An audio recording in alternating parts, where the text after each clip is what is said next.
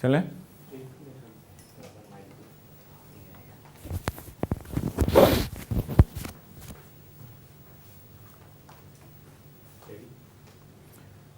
नमस्कार। स्मृति शेष मधुकर राव तामगाडगे ट्रस्ट का बहुत आभार। एक किताब के 100 साल होने पर यह आयोजन हो रहा है। उम्मीद है ऐसे और आयोजन आगे भी होंगे, जहां बाबा साहब के आर्थिक विचारों को तब के भी और आज के भी संदर्भ में समझा जाएगा। बहुत बहस होगी। हम एक ऐसे समय में हैं जहां उदारीकरण को सबसे अधिक व्यापक समर्थन मिलता है। इसके आने को लेकर ज़रूर भारतीय राजनीति में बहुत विरोध हुआ, मगर आ जाने के बाद इसे हर दिन गले लगाया जाता है। इस उदारीकरण ने कुछ हजार लोगों को करोड़पति तो बना दिया, मगर 80 करोड़ लोगों को गरीब बना दिया। सरकार भले ही इन्हें गरीब ना माने अपनी परिभाषा के अनुसार, मगर मुफ्त अनाज की ज़रूरत बता रही है कि 80 करोड़ लोग आर्थिक रूप से मजबूत नहीं हुए। इसलिए आर्थिक सवालों को लेकर ऐसे आयोजन और होने चाहिए, ताकि ये सवाल खास विद्वानों के दायरे से निकलकर समाज के व्यापक हिस्से में भी पहुंचे और ऐसे आयोजन के जरिए अर्थशास्त्री, आर्थिक चिंतन करने वाले विद्वान समाज के बीच पहुंचे। 1923 में डॉक्टर अंबेडकर की यह किताब आई थी, the problem of the rupee, its origin and it's solutions. रुपए का संकट तो आज भी है। हम लोग कितना हंगामा करते हैं, डॉलर के मुकाबले कमज़ोर हो गया, मगर हम बहुत जल्दी में इस बहस को ख़त्म भी कर देते हैं। एक चार्ट बना देते हैं कि भारतीय मुद्रा में गिरावट तो है, मगर बाकी मुद्राओं से कम गिरावट है। हम उसकी तह तक कभी नहीं जाते कि संकट कहीं और तो नहीं है। आपको मेरे बारे में नहीं पता होगा, लेकिन मुझे अपने बारे में पता है। मैं अर्थशास्त्री नहीं हूँ। आज ज़रूरत है कि हम बाबा साहब के आर्थिक विचारों पर गहनता से विचार करें। कभी कोई विद्वान उनका नाम लेकर घनघोर, निर्बाध, बिना किसी रोक टोक के निजीकरण की वकालत करने लगता है, तो कभी कोई विद्वान उनका नाम लेकर सार्वजनिक कंपनियों की वकालत करने लग जाता है।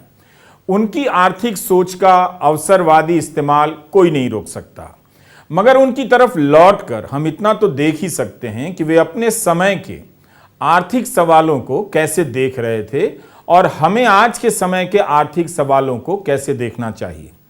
अक्सर राजनीतिक नारों में सुनाई देता है कि सार्वजनिक क्षेत्र की कंपनियों का निजीकरण किया जा रहा है, इन्हें किसी उद्योगपति के फायदे के लिए बेचा जा रहा है और दूसरा, इनके बेचने से आरक्षण भी चला जाएगा। इसके बाद भी कभी किसी चुनाव में सार्वजनिक कंपनियों का निजीकरण गंभीर राजनीतिक मुद्दा नहीं बना, क्योंकि हम राजनीतिक क्षेत्र में आर्थिक मुद्दों पर बहुत हल्के अंदाज में बात करते हैं। अब तो तरह तरह की कैश योजनाओं के आते ही सारे आर्थिक सवाल गायब भी हो जाते हैं। यहां इस पर बात होगी आपके आयोजन में नागपुर में कि बाबा साहब का आर्थिक रचना संसार कहीं पीछे छूट गया है। दरअसल इतना व्यस्त सार्वजनिक जीवन जीते हुए भी बाबा साहब का लिखित संसार जो उन्होंने लिखा है इतना व्यापक है कि समेटने के बाद भी छूटना संभव है। उनकी राजनीतिक, सामाजिक, संवैधानिक चिंतन का दायरा केवल बड़ा नहीं है, बल्कि आज भी उसकी प्रासंगिकता, जरूरत इतनी ज्यादा है जैसे उनकी सोच आज की सोच हो। आज जिस तरह से संविधान और उससे ज्यादा संवैधानिक मूल्यों पर हमला हो रहा है, बहुत जरूरी है और स्वाभाविक है कि बाबा साहब का नाम उसी संदर्भ में ज्यादा लिया जाए, लिया भी जाना चाहिए। मगर इस सवाल के साथ कि क्या बाबा साहब के विचारों से लैस जनशक्ति, आप इसे अंबेडकरवादी भी पढ़ सकते हैं, संविधान पर होने वाले हमले को रोक पाएगी? इसका जवाब जोश में कुछ और होगा, मगर व्यवहारिकता से देखेंगे तो बहुत उत्साहजनक नजर नहीं आएगा। भारत ही एक ऐसा देश है जहां संविधान के गीत गाए जाते हैं और इसका पूरा श्रेय अंबेडकरवादी आंदोलन को दिया जाना चाहिए। मगर भारत ही ऐसा देश है जहां किसी को भी उठाकर महीनों के लिए जेल में डाल दिया जाता है। किसी का कोई संवैधानिक अधिकार नजर नहीं आता। कोर्ट के फैसले से बुलडोजर से लोगों के घर गिरा दिए जाते हैं और लोग तालियां बजाते हैं। संविधान की किताब बदली जाएगी तभी संविधान का बदलना माना जाएगा, यह सोच ठीक नहीं है। हर दिन एक एक कर संवैधानिक मूल्यों की ईंट खिसकाई जा रही है। हम आज तक किसी भी स्तर पर चयन की संवैधानिक और विश्वसनीय व्यवस्था और प्रक्रिया नहीं बना पाए हैं। यूनिवर्सिटी से लेकर कैबिनेट तक में हमें इन सवालों पर लौटना होगा कि बाबा साहब के संविधान का समर्थक होने का क्या मतलब है, राजनीतिक मतलब क्या है, आर्थिक मतलब क्या है। क्या हर दिन संविधान की बनाई व्यवस्थाओं के पतन का, संवैधानिक मूल्यों के दमन को देखते रहना है? बाबा साहब संवैधानिक शक्ति के सोर्स हैं, इसी तरह बाबा साहब आर्थिक शक्ति के भी सोर्स हो सकते हैं। लेकिन पहले हमें यह देखना चाहिए कि उन्हें केवल हम सोर्स ना बनाएं, उनसे मिलने वाली शक्ति दृष्टि जो राजनीतिक भी है और नैतिक भी है, इसके इस्तेमाल से समाज से लेकर राजनीति, सरकार से लेकर कॉरपोरेट में संवैधानिक व्यवस्था को बनाएं और बरकरार रखें। लेकिन इसकी प्रक्रिया बंद हो गई है। आर्थिक सवालों पर बाबा साहब के शोध ग्रंथों का अध्ययन बहुत जरूरी है। हम सभी जानते हैं कि दुनिया की आर्थिक सोच अब किसी भी तरह की सोच की परवाह नहीं करती। कुछ लोगों की सोच है, उसमें जनता की भागीदारी बहुत कम रह गई है।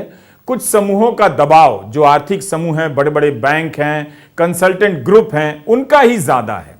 अंबेडकर का रास्ता हमें यह बता सकता है कि आर्थिक सोच का तरीका भी संवैधानिक होना चाहिए, मतलब उसमें जन भागीदारी होनी चाहिए। आर्थिक नीतियां किसी विदेशी कंसल्टेंट के ड्राफ्ट से नहीं निकलनी चाहिए, केवल किसी नीति आयोग के बंद दरवाजे से नहीं आनी चाहिए। पिछले 10 वर्षों में या उसके पहले भी कितने बड़े आर्थिक फैसले हुए भारत में? क्या उसमें जन भागीदारी थी? नोटबंदी से लेकर तालाबंदी, जीएसटी से लेकर श्रम कानूनों में जो बदलाव हुआ, उसमें जन भागीदारी कहां है? और जब इनका विरोध हुआ तो कौन विरोध कर रहा था? किस तरह के मजदूर संगठन कर रहे थे? क्या मजदूर संगठन के साथ साथ अंबेडकरवादी संगठन भी इस विरोध में शामिल थे? इसका जवाब आपको देना है और खोजना है। अग्निवीर का फैसला कहां से आया है? कोई नहीं जानता। इलेक्टोरल बॉन्ड का फैसला हो गया। क्या इन सभी आर्थिक फैसलों को आप जन भागीदारी के साथ लिया गया फैसला मान सकते हैं? क्या यह काफी है कह देना कि जनता की चुनी हुई सरकार ने फैसला ले लिया? तो फिर सरकार चुनने के बाद क्या जनता खत्म हो जाती है? क्या संस्थाओं की भागीदारी पारदर्शी रही?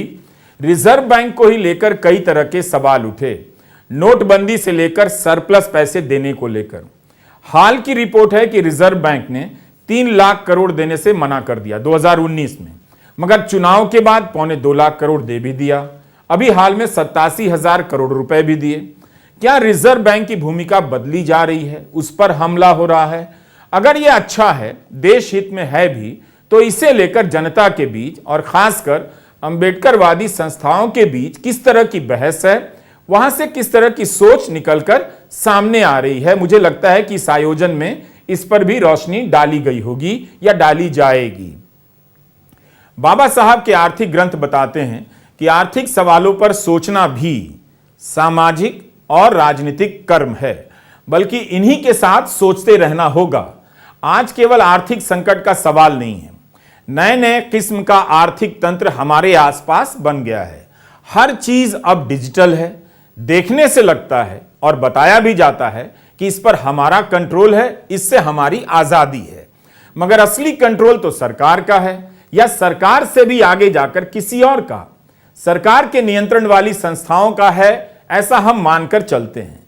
लेकिन जब से डिजिटल दुनिया आई है, आप खबरों को उठाकर देखिए, बैंकों की लूट बढ़ गई है। किस तरह से? पहले बैंक लूटे जाते थे, मगर अब लोगों के खाते लूट लिए जाते हैं। ठगी के ये गैंग नए जमाने के बैंक लुटेरे हैं। और दूसरी तरफ से कर्जों को माफ कर बैंकों को लूटा जाता है। इस पर भी बहस आम जनजीवन के बीच में बहुत कम है। तो आज का नागरिक आर्थिक रूप से ज्यादा असहाय है। इसी वजह से उसके आर्थिक अधिकार कमजोर हो रहे हैं।